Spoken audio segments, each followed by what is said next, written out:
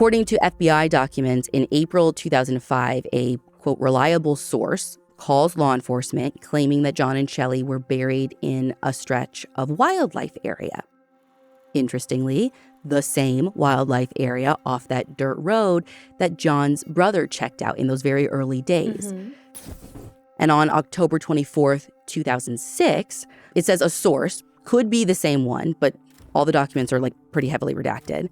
But a source gives more detail on the burial, though I don't know what that detail is specifically.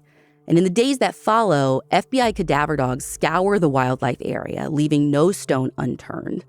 And even though both dogs have a strong reaction to some area in there, they don't end up actually alerting on human remains. And because everything is redacted, we have no idea who called in this tip.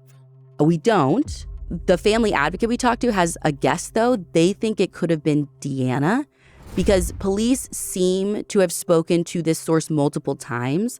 But again, so much redaction, I don't know for sure. We did get some screenshots from a source who sent them on the condition of anonymity. I'm like, all this cloak and dagger is just like... So much, yeah. I know. But we got some screenshots of messages with a relative of Deanna's from 2015. And this relative claimed to our source that Deanna was having like this crisis of conscience then. And she admitted that while she just did as her dad asked initially with like that bag pickup, she realized after the extortion saga that he had done, quote, something really bad, something he had planned, something he had premeditated. And she was so scared for her life and her child's life that she kept quiet all these years.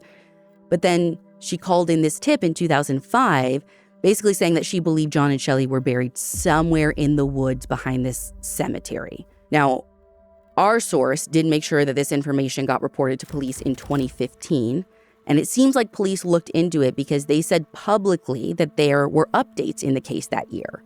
And former Sheriff Altier confirms that Deanna came forward to police a few times with information they investigated, although he said he couldn't elaborate on what exactly. But she always ended up ghosting or backtracking. And when we asked if that information was consistent with the suspicion that Stephen was involved in John and Shelly's disappearance, Sheriff Altier said yes. Okay, but then where are they?